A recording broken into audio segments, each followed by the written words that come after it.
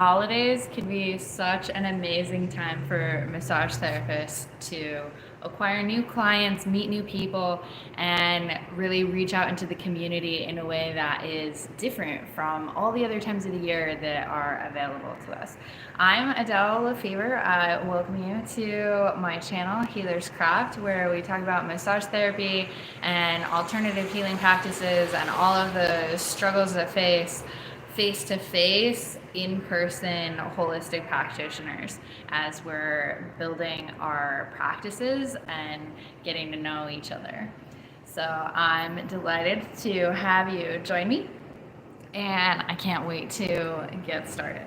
So, Christmas is coming. The holidays are upon us. We're a couple of days into December, and I think back into the early days of my practice, and I can really remember what a struggle it was at first to create a regular rhythm. And I know the holidays are a time of year when a lot of your normal clients might be traveling, and connecting with them is a little difficult. I definitely found myself in a challenge early on in the first few years of my path as a massage therapist, building up clientele in general, and especially like cruising through the holiday season in a way that was sustainable.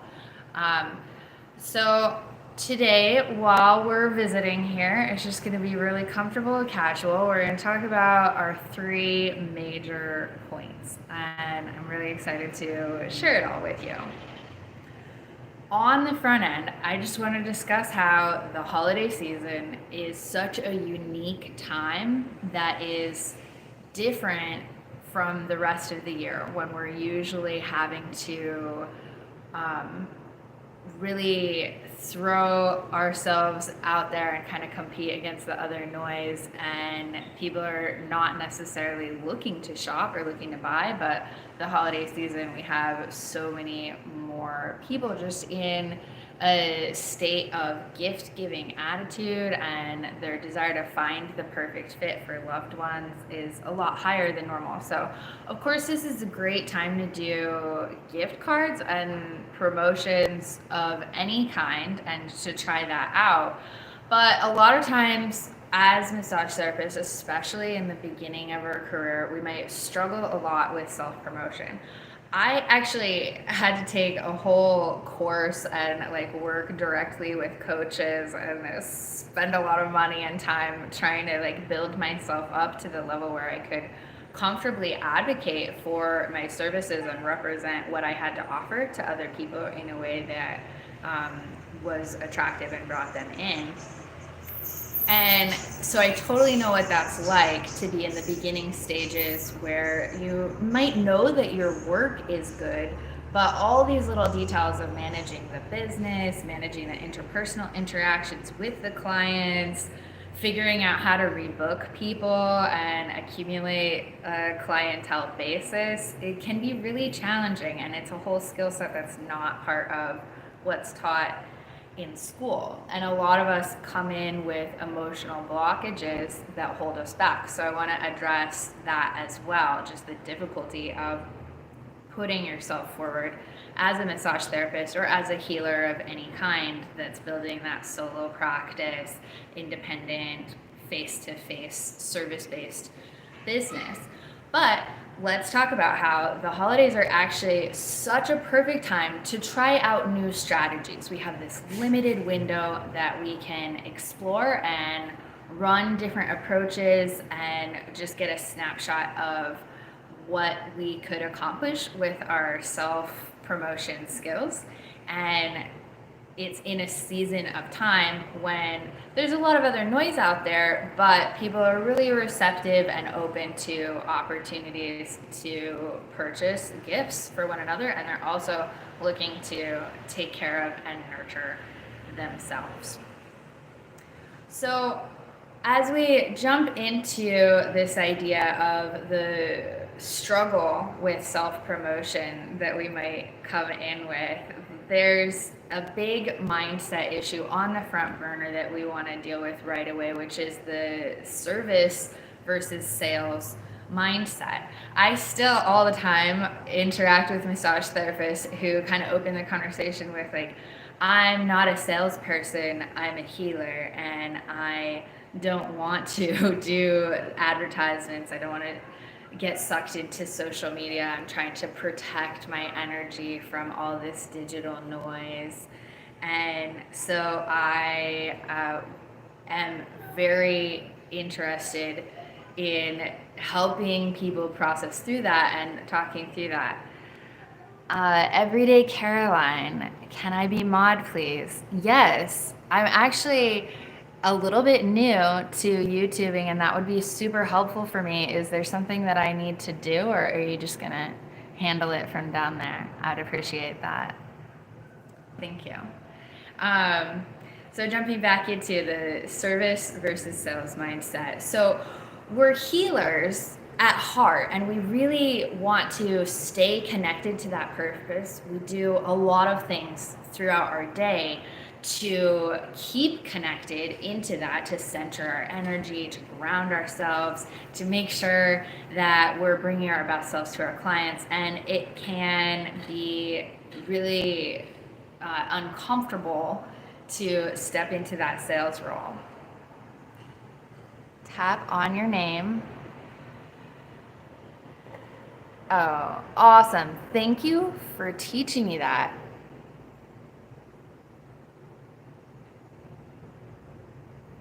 Okay. Cool. Thank you. Thanks, Caroline. Welcome. And I really appreciate that. And especially if you have any questions, suggestions, comments, concerns, I'd love to hear it. I'm trying to read and talk at the same time. All right. So we want to stay connected to our sense of purpose as healers.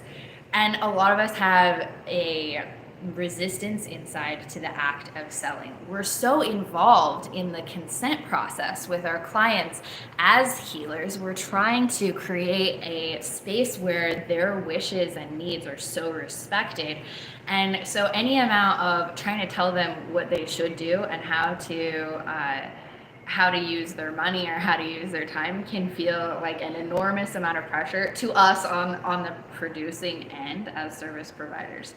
It can also be really rough to start advocating for your skills, like that just describing what you can do can feel like self-praise. A lot of us come into this field from a history of being like very empathically tuned in and very aware of what other people want, and we get trained out of showing that we're good at something or representing ourselves as qualified and competent to do what we can do. So fighting against that can raise some sensations in the body that are uncomfortable initially, and we're so tuned in to those feelings in the body.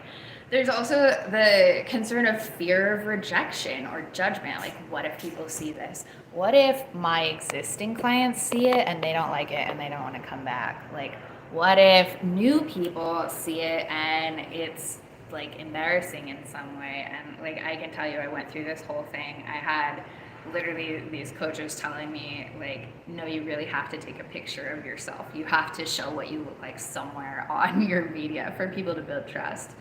And we also can be quite nervous about, even if we do all these steps, like, what if no one responds? What if I go to all of these steps of taking pictures, writing content, and nobody does anything with it and I get nothing back?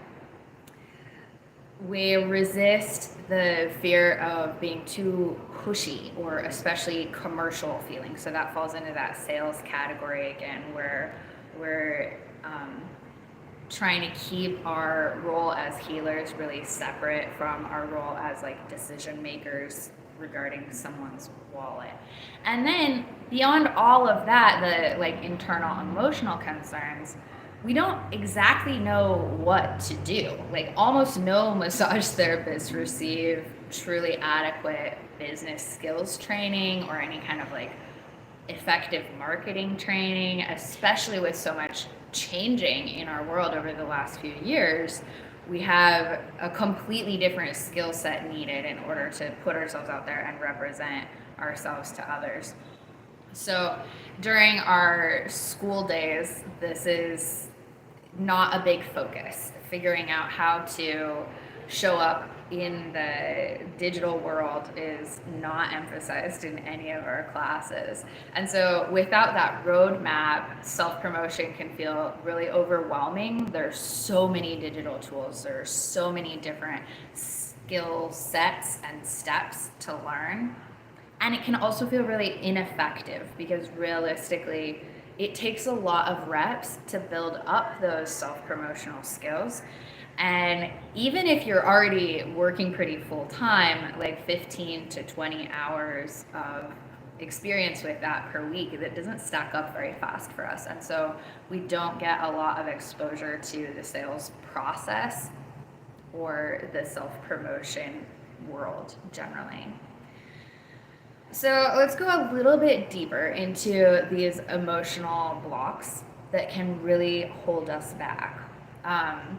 One of the big phrases that I see all the time is the idea of imposter syndrome, that we are struggling to give ourselves the internal permission to do our work and to truly believe in the value of our own work on the level of putting a price tag on it and letting other people decide whether or not they want to buy it. So we might hold ourselves back with questions of, are we skilled enough? Like, do we even know the modalities or the skill sets that people would want to purchase as consumers?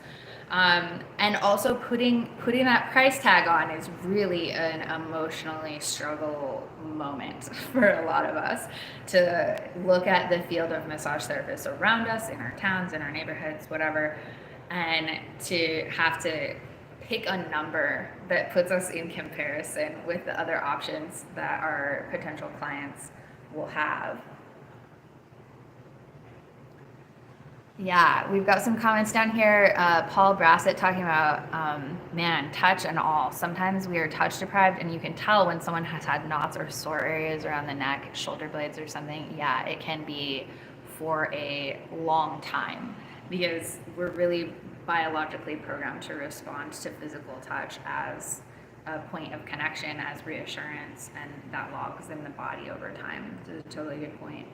I'm going to jump back into my topics here. So, are we skilled enough? Do we deserve to charge this much? We end up comparing ourselves to others. And when people have had a little time to get ahead of us on this road, they may be representing themselves a lot more confidently, and especially that direct sense of comparison to a much more established practitioner can really inspire some deep self-doubt. And I am totally in the boat with you on understanding how that feels. That my early days of getting my practice off the ground, I had so much internal conflict on that level.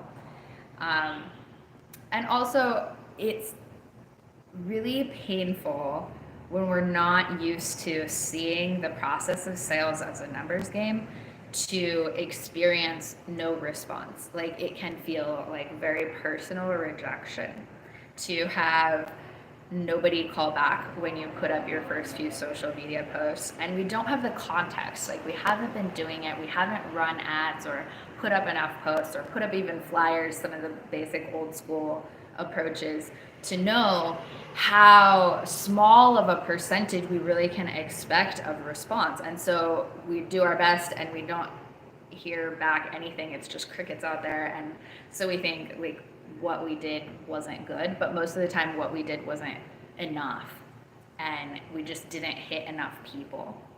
So that's a challenge. And we also, many of us have internalized the idea that self-promotion of any kind is selfish or inauthentic. And I want you to really let that ring, that as we try to bring our clients into a state of healing and connection and realness, the sensation of inauthenticity is absolutely vile. And it's really difficult to get over that if you have an association that selling is inherently inauthentic. We can also carry a huge fear of success. What if you do some outreach process and you get fully booked, like right now? Literally, can you handle that?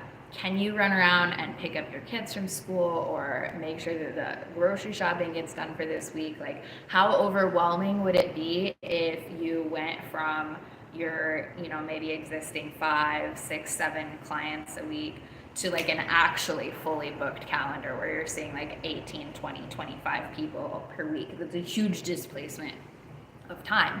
And so we may have a fair amount of subconscious anxiety about how success would change our lives, and letting go of the time that we're using on other things is really a struggle for solo practitioners. We most of the time chose this industry because it gives us a kind of lifestyle flexibility that would be hard to achieve in other service-based professional support roles.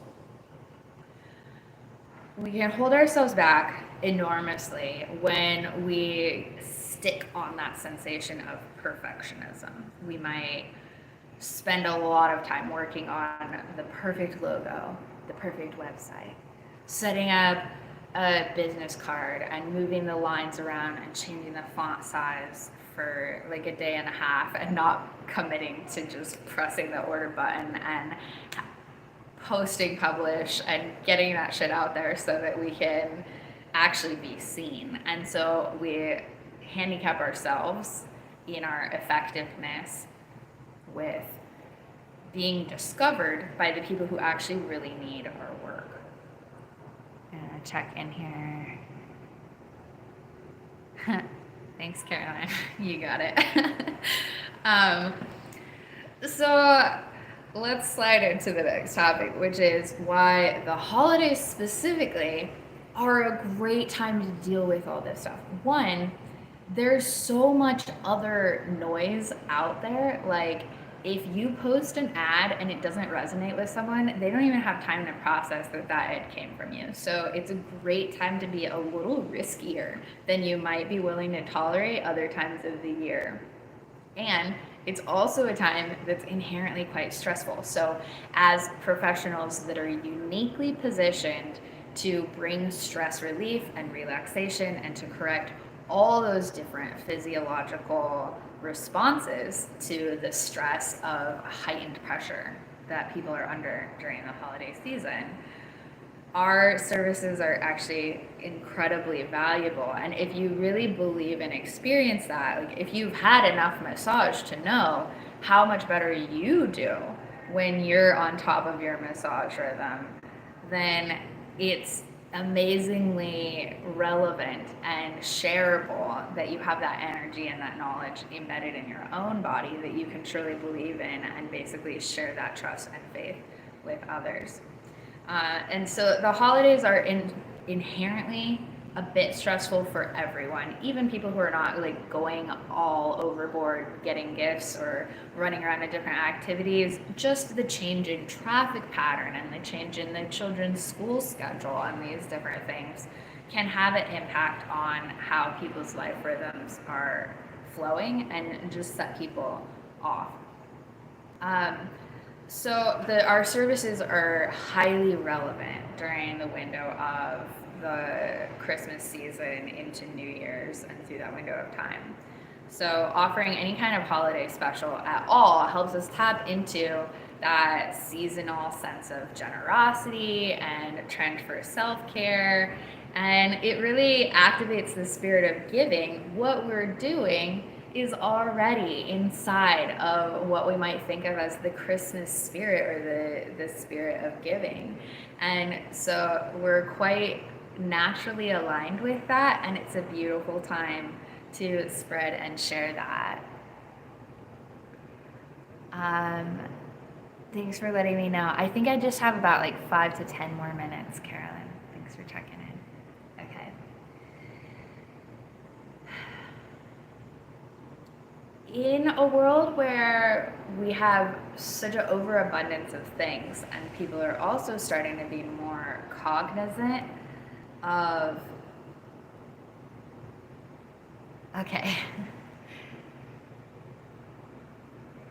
That's fine. I totally understand. I appreciate you helping, and I hope we get another chance to work together.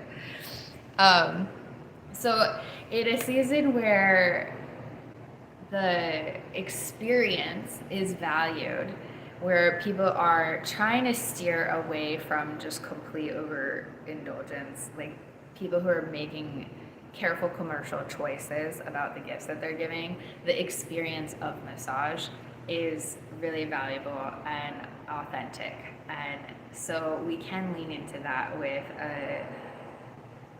an approach to providing people what they're already looking for without it having to have the associations that we already bring into the sales process. Something else that many of my clients bring up as really valid in their choices about massage around the holidays is that we're coming on the end of the year and this period of resolutions where people are thinking about how they want to reset. They're maybe going for that final dash of indulgence, but really starting to vision cast where they want to be in the next year. And the offering that we have as massage therapists or coaches or other healing practitioners to come alongside people and support them as they're trying to make new health decisions is incredibly rewarding. It's such a easy dopamine snack to tell oneself, I'm going to stick to my exercise routine, or I'm going to stick to this diet. I'm going to do this intervention on my health and lifestyle, and I'm going to reward myself with a massage. So coming along for people's wellness journeys in this season of the year is a great time to start that connection. So I want you to feel really free to open up your creative, problem-solving mind to think about what other people want and what you have to offer that would really click together and where that would resonate, because this is such a perfect time for experimentation. It's really low stakes. And if you launch something and you try something and it doesn't work, you hate delivering it, it's a hassle, or it doesn't actually make as much money as you expected, or it just doesn't get the response that you would have liked, it's just one season. You were gonna go through December with the client base that you have anyway. And so taking a little bit more risk, a little more putting yourself out there energy in this window of time is, I think, really healthy and really empowering to our growth as professionals. So there's a ton of ways that you can go about this with holiday campaigns, gift cards, seasonal packages. You could do themed marketing posts that are really easy to set up and trial. And it's just a huge variety of possible options. Something that I'm doing with my practice is running like almost kind of a BOGO offer where I'm asking my existing clients to purchase 2 sessions, half-hour sessions, so they're easy to fit around other pre-existing appointments relatively. So I'm asking them to purchase 2 at a time, one for themselves and one for another person. And this allows me to collect the other person's information and start a interaction and communication that's basically introduced and pre-selected. These new people are chosen for me by the existing clients that I have that already resonate with my style and that are picking out people that they love, that they think would love to have a session with me. And so it's a really gentle, smooth transition. I'd love for you guys to try it. And I'd also love for you to reflect on what might be holding you back from stepping into that role of self-promotion.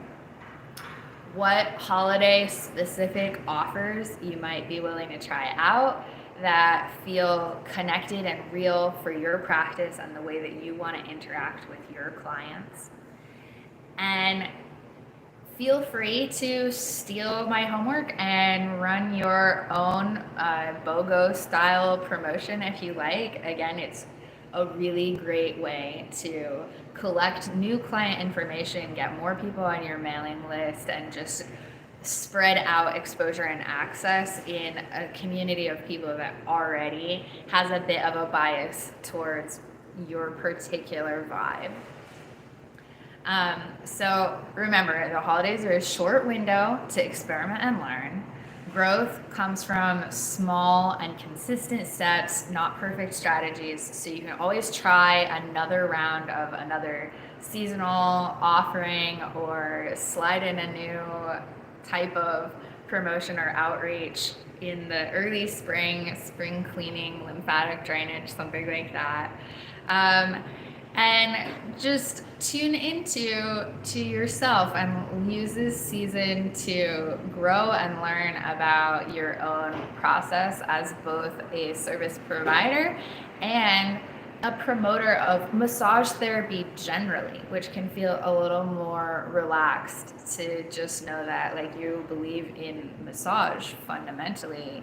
And so as a participant in offering massage, you're just along for the ride and trying to show everybody how much of an impact that can have on their health. So I'd love for you to share any thoughts or questions or connect into brainstorm with me. There's a link in my description. You're supposed to point down. There's a link in my description into the fairly new community that we started just for massage therapists and other face-to-face, one-on-one alternative wellness providers. And you can always subscribe to hang out with me again on another live stream in the future. I'm challenging myself to do more and more of this and make sure that I'm connecting with all of my beautiful colleagues that are reaching out for support during this time of year and might need a little encouragement. So I'm here for you. All right. See y'all later.